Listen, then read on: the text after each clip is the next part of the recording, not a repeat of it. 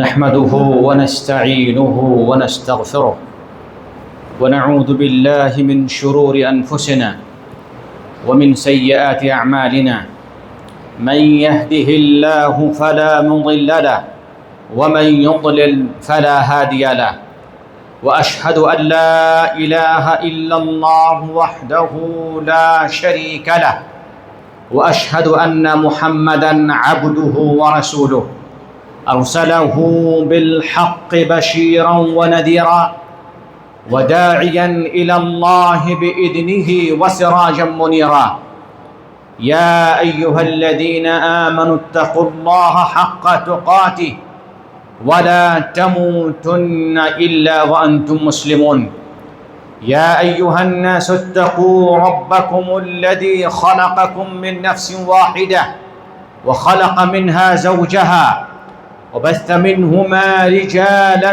كثيرا ونساء واتقوا الله الذي تساءلون به والأرحام إن الله كان عليكم رقيبا يا أيها الذين آمنوا اتقوا الله وقولوا قولا سديدا يصلح لكم أعمالكم ويغفر لكم ذنوبكم ومن يطع الله ورسوله فقد فاز فوزا عظيما أما بعد فإن خير الحديث كتاب الله وخير الهدي هدي محمد صلى الله عليه وسلم وشر الأمور محدثاتها وكل محدثة بدعة وكل بدعة ضلالة وكل ضلالة في النار قال الله عز وجل اعبدوا الله ولا تشركوا به شيئا وبالوالدين إحسانا وبذي القربى واليتامى والمساكين والجار ذي القربى والجار الجنب والصاحب بالجنب وقال النبي صلى الله عليه وسلم والله لا يؤمن والله لا يؤمن والله لا يؤمن من لم يبقى جاره من لم يحفظ جاره من بوائقه أو كما قال عليه الصلاة والسلام من لم يأمن جاره بوائقه. محترم معزز حاضرین جمعہ، اللہ تعالیٰ نے ہمیں مسلمان بنایا ہے. یہ اللہ رب العالمین کی سب سے بڑی نعمت ہے. اگر انسان بننے کے بعد اسلام کی نعمت سے محروم ہے تو اس کے درمیان اور دیگر جانوروں کے درمیان کوئی فرق نہیں ہے. اللہ رب العالمین کا اس بات پہ شکر ادا کرنا چاہیے. اسلام کے بہت سارے خوبیاں ہیں. آج میں ان خوبیوں میں سے ایک خوبی کا تذکرہ کروں گا. انسان فطرتی طور پر سماجی ہے. کوئی بھی انسان تنے تنہا زندگی گزار نہیں سکتا. اس کو دوسروں کی ضرورت ضرور پڑتی ہے. اگر کوئی انسان تنے تنہا رہتا ہے اس کو یہ سمجھنا چاہیے کہ میرے اندر فطرت کی ایک چیز کی کمی پائی جاتی ہے. انسان ہمیشہ دوسروں سے مل کر رہتا ہے. ان کو بیوی چاہیے، ان کو بچے چاہیے، ان کو سبزی والے چاہیے، گوشت بیچنے والا چاہیے، ان کو میوہ جات بیچنے والا چاہیے. وہ پیسہ دے گا، اس سے میوہ لے گا. بغیر دوسرے کے سہارے انسان اپنی زندگی گزار نہیں سکتا. انسان کی سماجی زندگی میں جن لوگوں کی ضرورت پڑتی ہے ان میں سے ایک فرد کا نام ہے، ایک سماج کا نام ہے پڑوسی. ایک سماج کا نام ہے پڑوسی. پڑوسی کے بغیر انسان زندگی گزار نہیں سکتا. اگر انسان پہاڑ پہ اکیلے چلا جائے وہاں زندگی گزار نہیں سکتا. کون اس کا سہارا بنے گا؟ کون اس کی مددگار بنے گا؟ کون اس کے مصیبت میں اس کے ساتھ کھڑا ہوگا؟ کوئی ہونا چاہیے.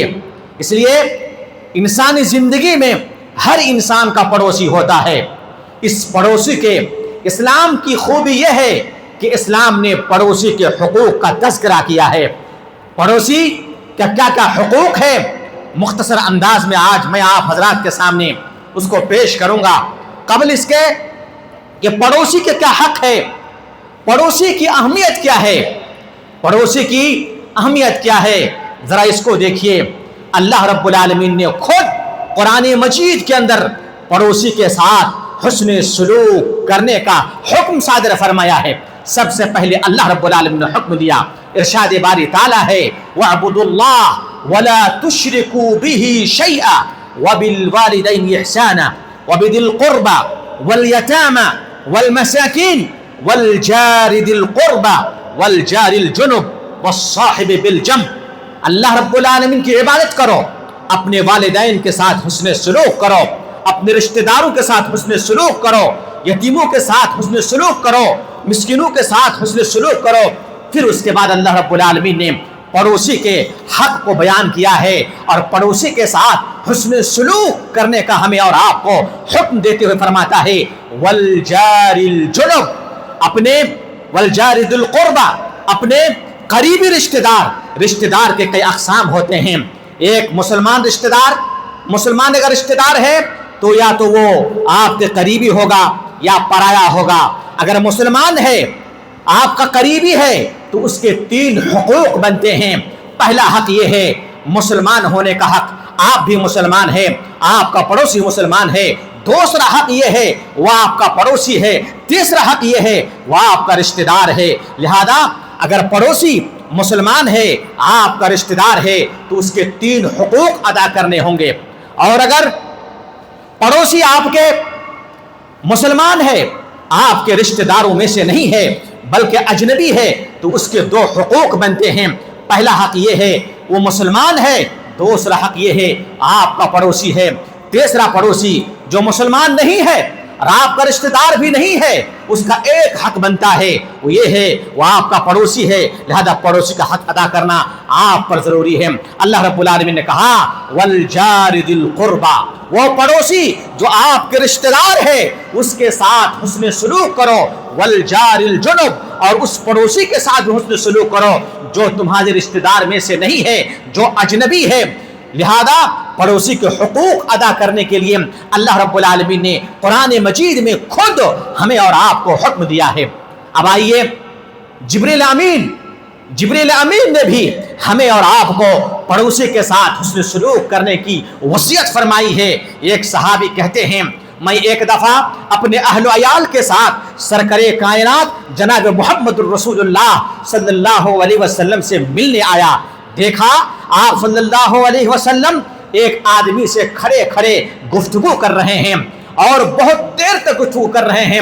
میں آپ کی لمبائی کو دیکھ کر کے، گفتگو کی طوالت کو دیکھتے ہوئے مسجد میں بیٹھ گیا۔ بہت دیر تک گفتگو کرنے کے بعد آپ آئے، اتنی دیر تک گفتگو کیے کہ مجھے بھی یہ بھاری محسوس ہونے لگا یہ کون آدمی ہے جو محمد الرسول اللہ صلی اللہ علیہ وسلم کی عزت، ان کے مقام اور ان کے احترام کا خیال نہیں کرتا ہے، کھڑے کھڑے گفتگو کیے جا رہا ہے۔ الغرض جب گفتگو ختم ہوئی تو اللہ کے رسول میرے طرف پلک کے جھپک کے دیکھے، میں آپ کی گفتگو ختم ہوتی ہی لپک کے دوڑا اور آپ صلی اللہ علیہ وسلم سے سب سے پہلے عرض کیا اللہ کے رسول یہ کون آدمی تھا جو آپ سے اتنی لمبی دیر تک گفتگو کر رہے تھے؟ مجھے ترس آ رہا تھا کہ گفتگو کم کرتے تو آپ کو تکلیف نہ ہوتی۔ اللہ کے رسول نے فرمایا ہذا جبریل، یہ جبریل امین ہے جو مجھ سے گفتگو کر رہے تھے۔ اور وما زال جبریل یوصینی بالجیران حتی ظننت انہ سیورثہ، یہ جبریل امین تھے جو لمبی دیر تک مجھ سے گفتگو کر رہے تھے اور وہ مجھے بار بار اپنے پڑوسی کے ساتھ حسن سلوک کی وصیت فرما رہے تھے۔ نبی اپنے پڑوسی کے ساتھ حسن سلوک کرو، نبی اپنے پڑوسی کے ساتھ حسن سلوک کرو، نبی اپنے پڑوسی کے ساتھ حسن سلوک کرو، اتنی بار کہہ رہے تھے۔ مجھے ڈر ہونے لگا تھا، مجھے خیال آنے لگا تھا کہیں جبریل یہ نہ کہہ دے، جبریل نبی पड़ोसी का हक इतना है जितने तुम्हारे बाल बच्चों का हक है। तुम मर जाओगे, तुम्हारा जो तरीका तकसीम होगा उसमें तुम्हारे पड़ोसी का भी हक है। मुझे डर लग रहा था कहीं जिब्रील ये ना कह दे, इतना हक है। नबी करीम, ये तो जिब्रील की वसीयत थी।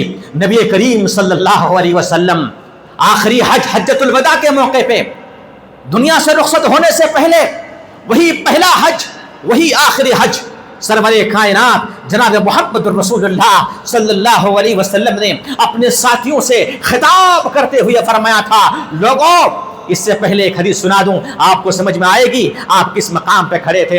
अल्लाह के रसूल ने कहा, लोगों तुम लोग हज का तरीका मुझसे मालूम कर लो, लअल्ली ला अल्काकुम फिल आमिल कादिम, शायद शायद शायद मैं आइंदा साल तुमसे मुलाकात ना कर पाऊं, मैं दुनिया से चला जाऊं, कूच कर जाऊं, मेरी मौत हो जाए, मेरी वफात हो जाए। और नबी ऐसे नहीं कहते हैं।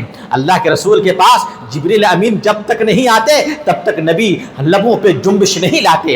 अलगर्ज उसी हज्जतुल वदा के मौके पे आप सल्लल्लाहु अलैहि वसल्लम ने कुछ खास खास वसीयत की थी।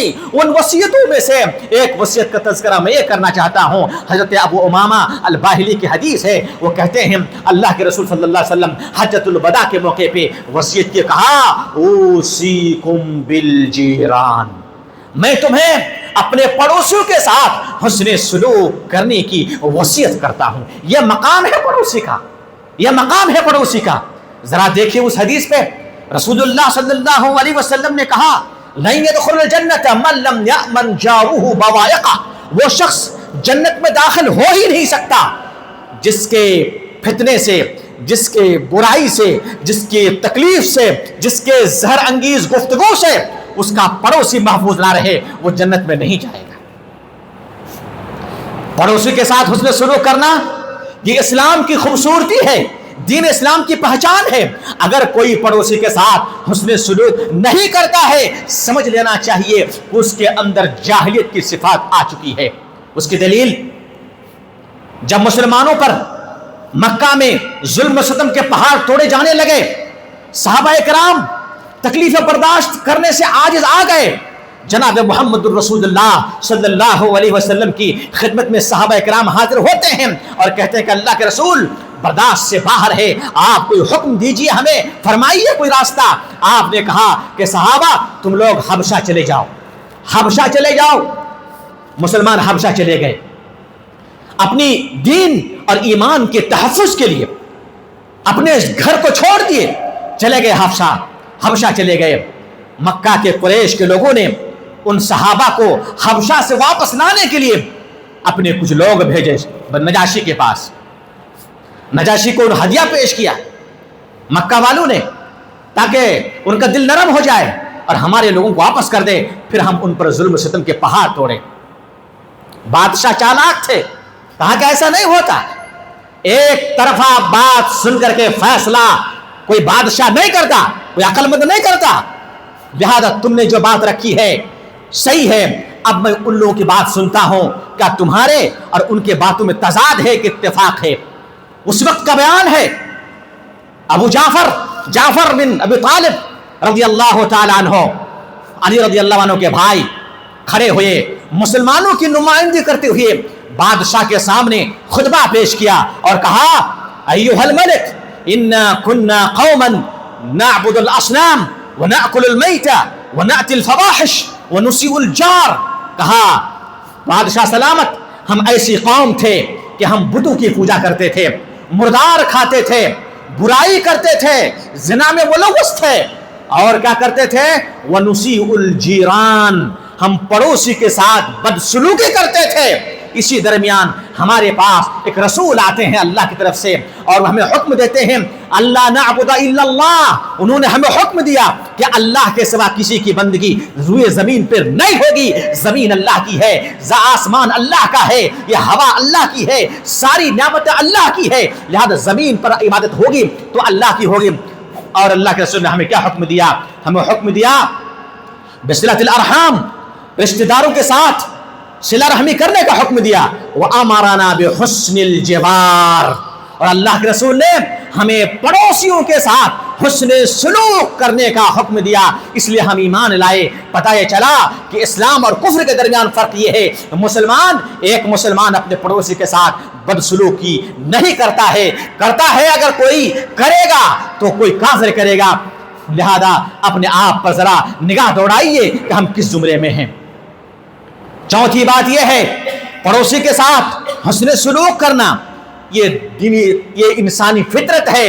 اگر کوئی شخص پڑوسی کے ساتھ بدسلوکی کرتا ہے تو انسان باعث مذمت ہے ہر ایک کے یہاں۔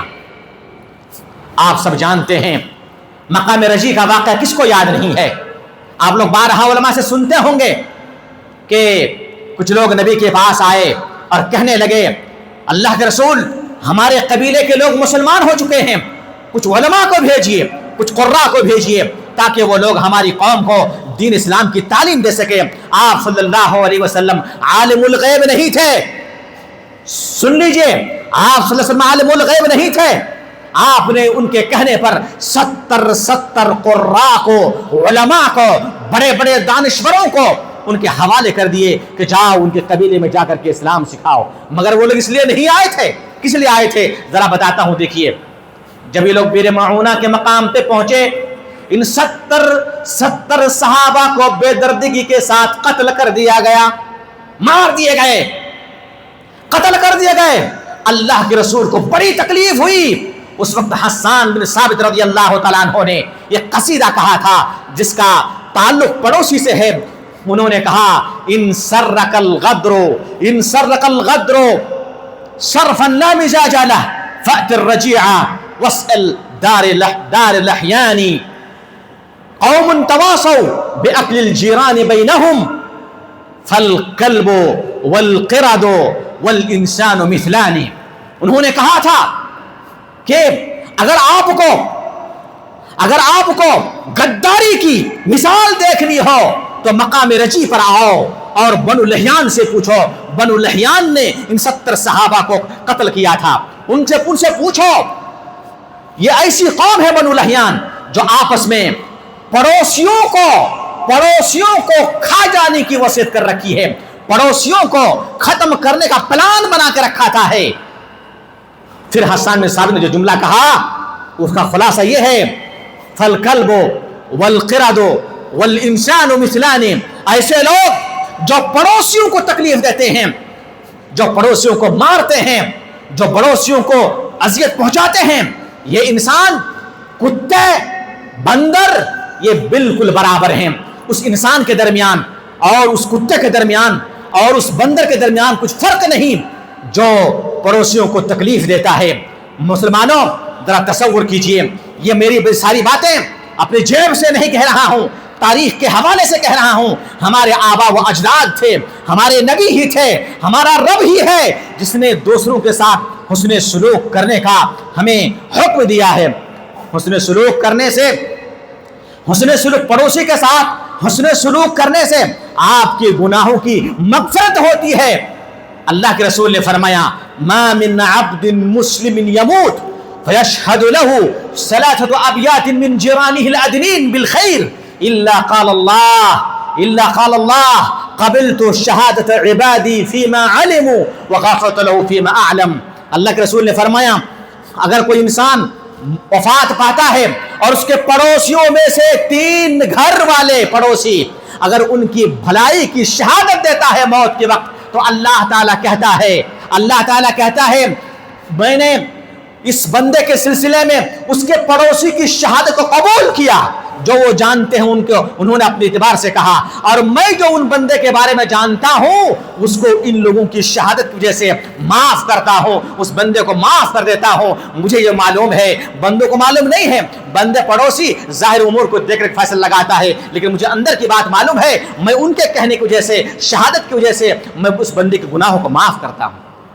پڑوسی کے ساتھ حسن سلوک کرنے کا ایک فضیلت یہ بھی ہے کہ اللہ تعالیٰ آپ کے درجات کو بلند کرتا ہے۔ اللہ کے رسول نے فرمایا، خیر الاصحاب عند اللہ خیرہم لصاحبہ وخیر الجیران عند اللہ خیرہم لجارہ۔ سب سے بہترین ساتھی 5-6 دوست ہیں، ان میں سے کون اچھا ہے کون طے کرے گا؟ اللہ کے رسول نے ضابطہ بتایا ہے کہ سب سے بہترین ساتھی وہ ہے جو اپنے ساتھیوں کے لیے سب سے بہتر ہے۔ سب سے بہتر پڑوسی اللہ کی ہاں وہ ہے جو اپنے پڑوسی کے لیے سب سے بہتر ہے۔ لہذا ہم تمام کو چاہیے اپنے پڑوسی کے ساتھ حسن سلوک کریں۔ اللہ تعالیٰ سے دعا ہے کہ اللہ رب العالمین ہم تمام کو پڑوسی کے ساتھ حسن سلوک کرنے کی توفیق عطا فرمائے۔ اقول قولی ھذا واستغفر اللہ لی ولکم ولسائر المسلمین فاستغفروہ انہ هو الغفور الرحیم۔